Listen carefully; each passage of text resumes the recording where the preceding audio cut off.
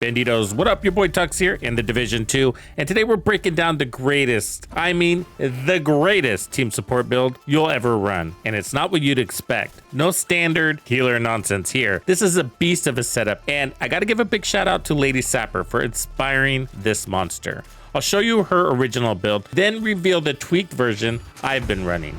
Trust me, this build is a game changer for the toughest content in the Division 2. Don't expect to top the kill charts if there's a striker in the squad, but your body count will still turn heads. More importantly, for those of you that don't like that Foundry Bulwark tank build concept, this isn't a stand there and be a giant decoy tank build. This build makes Legendary your bitch and an absolute blast to play. Let's do this. Wait, did we just become best friends? So nice to meet you. I think you're cool. Piece of shit wristwatch. All right, we've seen builds like this before. In fact, the base concept isn't really anything new. It's what's been added to the game that is the game changer for the concept. For one, we got these new gloves called Exodus, basically S tier. They bring crits to the table and an exotic talent that's like having Unbreakable on your gloves. Secondly, the modifiers bring an attribute called Stamina. It's like a damage refund system. As you take damage, you receive bonus armor. Even if your bonus armor takes damage, that counts. Yeah, you heard me right. Bonus armor, creating bonus armor. This is Lady Sapper's build, and she hooked up with me a couple of weekends ago to run this on title based on Legendary, and it stood out to me. It was like, hey, she's not friggin' dying. And she was running around without a shield. She has a shield as a skill, but most of the time she was running around without it. It baffled me. I was like, what the hell? What really shocked me was at the end, when she knocked out 100 kills. Look, I was running a striker skill build, which isn't the strongest, but not the weakest build, and she almost caught up to me with this team support build. So when I saw the kill numbers at the end, that's what really wowed me. I was like, she got over 100 kills? That's freaking nuts. Notice she's running the Sweet Dreams. She rocks it a little bit differently than me. The Sweet Dreams, as a lot of you know, takes out non-elites in a single swipe, and the cooldown on it is really short. The magic here really is that in Legendary, there's more non-elites than there's actually elites. And a lot of those non-elites are critical targets, like healing station techs, drone operators, grenadiers, medics. So to be able to take out those critical targets with a single swipe is very valuable. For her primary weapon, she's running the Caretaker that has perfect killer, and she's got that at level 30. She's got 3 pieces of Heal Guard. 1 piece is going to give you armor, 2 pieces gives you health, 3 pieces gives you 2% armor regen. Chest piece is Bellstone. That's another 1% armor regen. For her knees and her holster, she's running improvised gear with armor and then crits. All of the red on her build is crits. All of the blue mods are protection from elites. That's the formula she's got here. And then she's got the Bulwark, and then she's got the Reviver Hive. And then she's running Firewall, which is giving her really good armor kits,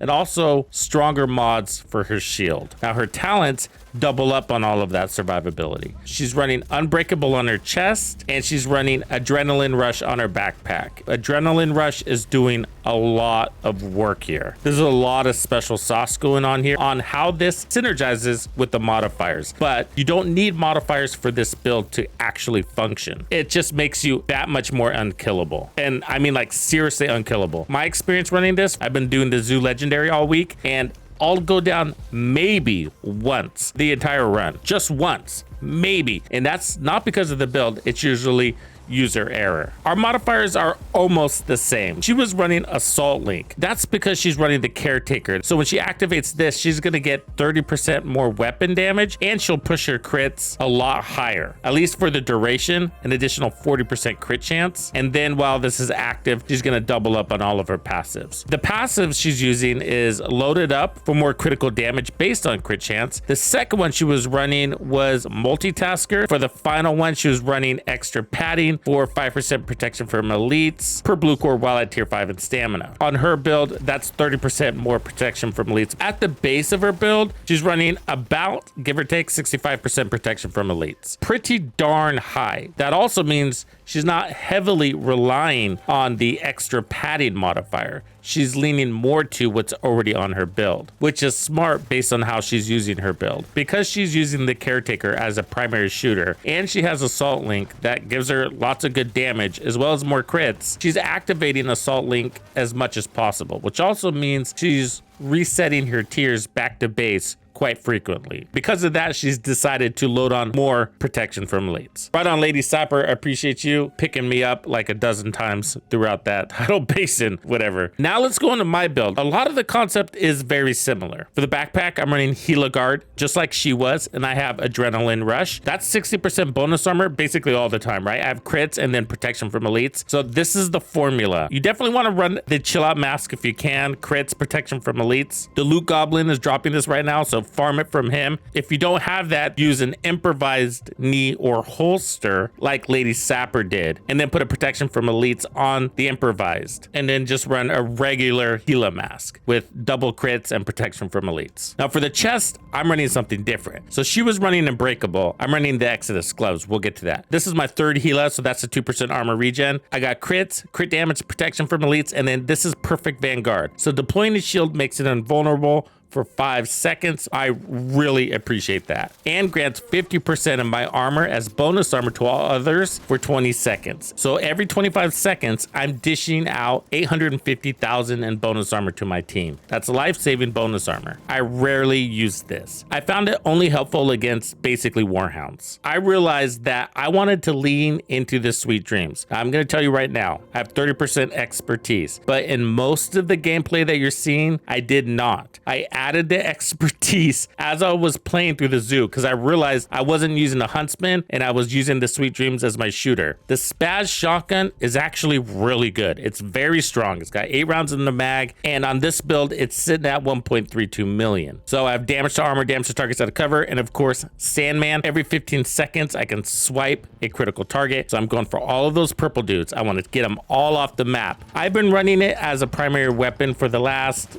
2 seasons now, I think, since they buffed the Spaz shotgun. That's what the Sweet Dreams is based on. And I use it to one-shot elites in heroic content. But I had never used it in legendary. Yes, it surprised me too how well the Sweet Dreams works as a primary weapon. How good is this Sweet Dreams exotic shotgun on this build? I rock it nearly full time, and I haven't dropped below 100 kills in a mission yet. Yeah, it's that good. For the holster, I'm running Bellstone. It's got crits. That's giving me 1% armor regen. So we're now at 3% total armor regen. For the knees, I'm running Emperor's Guard. I totally recommend these. It's for that 1% armor regen. Now, if you don't have these, you can put Improvise here. You could also put Uzina Getica and get more armor, or you can put a Cheska or a Grupo with an armor core, whatever you want, really. These are an absolute game changer. They're S tier in the exotic list. They're like the Unbreakable talent, but they're on your gloves. Yes, I do wish it was an armor core, but it's worth it because the cooldown is 40 seconds. So every 40 seconds, I can break my armor and these will drop a smoke bomb and then I will heal up. It's like an acceleration on my armor regen. I'm running the Reviver Hive and I mostly use it to pick up my teammates. For the shield, I'm running the Striker Shield for additional damage especially. Of course, I'm running Firewall for really strong armor kits. I'm at 56, 103, and 75% headshot damage before my buffs. I'm using the shotgun a lot, so we want to look at this. I have 41% crit chance and 103% crit damage before my buffs, and I mean the modifiers. What I want you to see here is the protection from elites at 52%, because this is where the special sauce comes in, and we're talking about the modifiers. So I run these a little bit differently. Just like Lady, I am also playing into stamina. It's the gain bonus armor for every 300,000 damage you take. Adrenaline Rush and the high level of armor we have is allowing our bonus armor to gain more bonus armor. Because we're at tier 5 and the way I'm running it, we're going to be at tier 5 full time. We're getting 3.5% bonus armor for every 300,000 damage. Between this and Adrenaline Rush and the protection from elites, that's why we never die. And I mean, we never die. It takes a lot of work. As long as you're moving,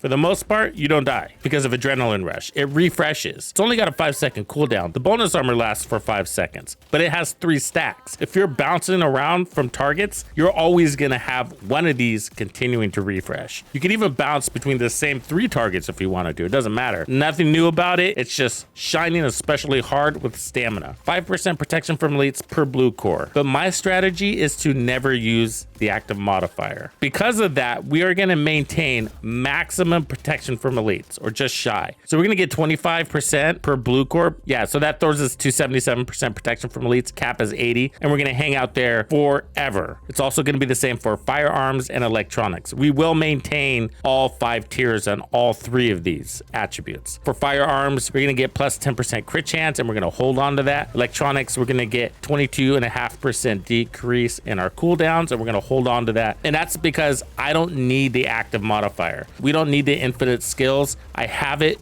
just in case. In a nutshell, using the active modifier sort of nerfs your build. It gives you a power boost only for 25 seconds, and we need those survivability attributes for the long run. I only use Tech Link when I need to reset my hive in an emergency situation, which basically never happens. The best kind of defense works out really good with the shotguns. While at tier 3 in both firearms and stamina, which will be always, you're gonna gain 2.5% headshot damage for every 100,000 total armor. With the Sweet Dreams, try to get in 1 or 2 headshots, and they're gonna die a lot faster. And then load it up, 25% of our crit chance is gonna be added to our crit damage. Bandidos, I know we've created a lot of really cool builds this season. It's super cool to know that we're about halfway through the season and still discovering bangers. Let me know what you guys think. You're gonna give it a try? Catch you on the next one. Thank you for hanging out with me. I'm Tuxedo Bandido, and if you found this video helpful, be sure to hit the like, subscribe, and turn on your notifications so you don't miss out on the good stuff I have coming for you. And if you like content like this, be sure to check out the video I have recommended for you right here. If you have anything you would like me to cover, be sure to let me know in the comments below. And thank you to all the channel members and donors who make things possible. Tux Nation wouldn't be the same without you.